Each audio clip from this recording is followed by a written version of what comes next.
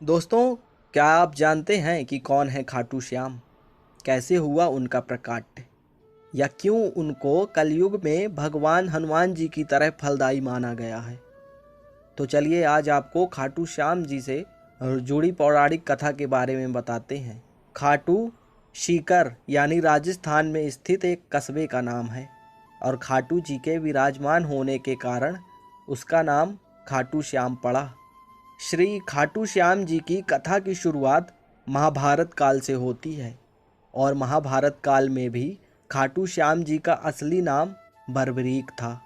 बर्बरीक महाबली भीम और हिडिंबा के पौत्र थे एवं घटोत्कच के पुत्र थे। वह अपने दादाजी भीम की तरह ही अति बलशाली थे और उनका शरीर भी विशालकाय था। जब महाभारत का युद्ध हुआ तब बर्बरीक की भी युद्ध देखने की इच्छा हुई, जिसके कारण वह कुरुक्षेत्र की ओर चल दिए तथा उन्होंने यह संकल्प लिया कि अंत में जो भी युद्ध हार जाएगा वह उसकी तरफ से युद्ध में हिस्सा लेंगे। जब यह बात श्री कृष्ण को पता लगी तो वह परेशान हो उठे, क्योंकि वह युद्ध के परिणाम से अवगत थे।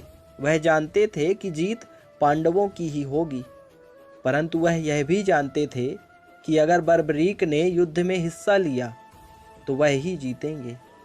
श्री कृष्ण ने एक युक्ति अपनाई।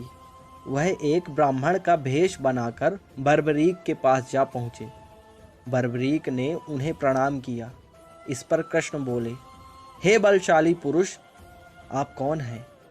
अथवा इतनी जल्दी आप कहाँ प्रस्थान कर रहे हैं? बर्बरीक बोले, ब्राह्मण देव, मैं महाबली भीम का पौत्र बर्बरीक हूँ और मैं कुरुक्षेत्र जा रहा हूँ। महाभारत का युद्ध देखने की मेरी बड़ी इच्छा है।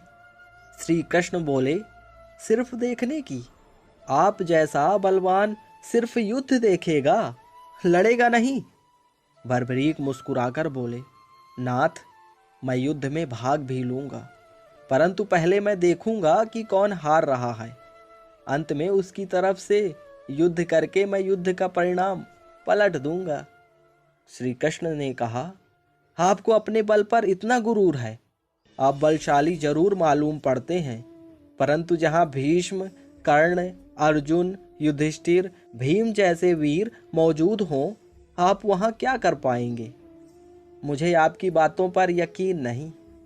इस पर बर्बरीक ने उत्तर दिया, भूदेव, आप चाहें तो मेरे बल की परीक्षा ले सकते हैं। यह सुनकर कृष्ण मुस्कुराए, क्योंकि वो इसी क्षण का इंतजार कर रहे थे। वे बोले, परंतु अगर आप हारे तो जो मैं मांगूंगा आपको वही वर देना होगा। बर्बरीक बोले, जैसा आप कहें ब्राह्मण श्रेष्ठ। कृष्ण ने पास ही में खड़े एक पीपल के वृक्ष की ओर इशारा करते हुए कहा, आपको इस वृक्ष के सारे पत्ते एक ही बाण से भेदने होंगे। अगर एक भी बचा तो आप हार जाएंगे। यह सुनते ही बर्बरीक की आंखों में एक चमक सी आई और उन्होंने अपने तरकश से एक बाण निकाल धनुष पर लगाते हुए आंख बंद कर कुछ पढ़ा और बाण चला दिया। उस दिव्य बाण से कुछ ही क्षण में उस पेड़ पर लगे सारे पत्ते भेद दिए और उसके बाद कन्हैया के एक पैर के चारों तरफ घूमकर सारे पत्ते निरस्त हो गए। यह देख बर्बरीक बोले, मैं जीत गया। इस पर कन्हैया मुस्कुराए और अपना पैर हटाते हुए बोले, शायद नहीं। उन्होंने उस पेड़ का एक पत्ता अपने पैर के नीचे दबा लिया था, जिसे वह बाण भेद नहीं पाया। यह देख बर्बरीक निराश होकर बोले, मांगिए भूदेव, आप क्या मांगते हैं? श्री कृष्ण ने उत्तर दिया, मुझे अपना शीश काट कर दे दीजिए। एक क्षण भी सोचे बिना बर्बरीक ने अपना शीश काट कन्हैया के चरणों में रख दिया। यह देख कन्हैया बर्बरीक पर बहुत प्रसन्न हुए और अपने वास्तविक रूप में आकर उन्हें दर्शन दिया और कहा, बर्बरीक, मैं तुम्हारे पराक्रम से बहुत प्रसन्न हूँ, अतः तुम्हें वर देता हूँ कि कलयुग में तुम मेरे ही नाम से पूजे जाओगे और जो तुम्हारी शरण में आकर सच्चे मन से कुछ भी मांगेगा उसकी सारी इच्छाएं पूर्ण होंगी और तुम्हारा यह शीश का दान सदैव याद रखा जाएगा। इसी वरदान के चलते भक्त यह मानते हैं कि श्याम बाबा से सच्चे मन से जो भी मांगो वो प्रदान करते हैं। तो ये थी खाटू श्याम बाबा की कहानी आपको कैसी लगी? अगर आप इस कहानी के बारे में नहीं जानते थे तो हमें कमेंट करके ज़रूर बताइएगा। और भी ऐसी ही अच्छी और मज़ेदार कहानियाँ सुनने के लिए आप हमारे चैनल को सब्सक्राइब भी कर लीजिएगा।